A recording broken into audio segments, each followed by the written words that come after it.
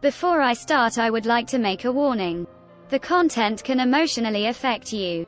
When I studied this experiment for the first time, I cried.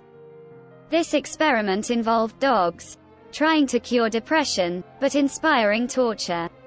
In early 1965, psychologist Martin Seligman and his colleagues accidentally discovered an unexpected phenomenon related to human depression while studying the relationship between fear and learning in dogs. Seligman's study involved watching what happened when a dog was allowed to escape an impending and aversive but non-damaging shock so long as they escaped from a designated area of their enclosure. Upon hearing a tone, Seligman's experiment used dogs as test subjects, and they were held in captivity, drugged, and tortured with painful electrical shocks. The dogs had no control over the tortures they received. Some of the animals were outfitted in harnesses and were given shocks that they were unable to stop or avoid. The other dogs were given shocks, but they were able to move and escape the situation. Later, the first group of dogs were again administered shocks, but they were not restrained and could escape the situation at any time. However, the dogs were hopeless and cowered in resignation to the shocks. They exhibited that they learned that the situation was hopeless, and they resigned themselves to it. The second group of dogs, who were able to spare themselves from the shocks, reacted differently. In the first situation, these dogs felt like they were in control because they were able to get themselves out of the unpleasant situation. In this second scenario, they again took control and escaped the shocks. In May 2002, Martin Seligman, the director of the Positive Psychology Center at the University of Pennsylvania, was giving a lecture at the San Diego Naval Base. It had been sponsored by the Joint Personnel Recovery Agency, and some 100 listeners were in attendance.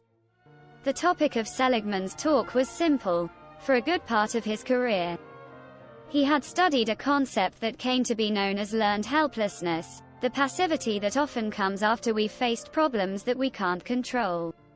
From his experiment, Seligman found that this principle of resignation and learned helplessness applied to people as well.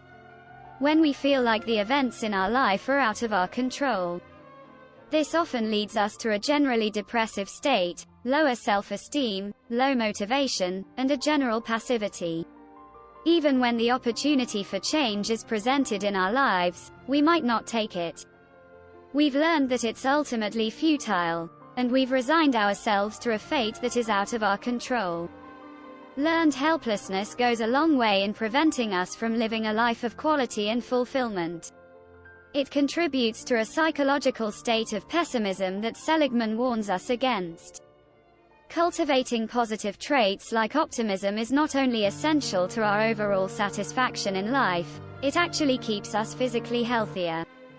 Countless studies have shown that self-reported optimists have a reduced risk of heart disease and hypertension and a lower level of stress hormones like cortisol.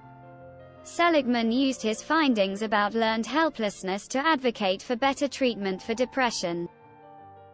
We thank to all the souls who helped the evolution of human and science, who through their suffering and their lives have helped us to progress.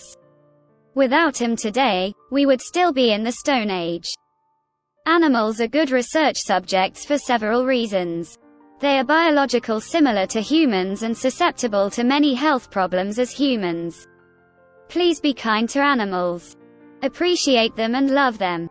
Value their existence and respect their lives, especially the life of those who will be sacrificed for humans.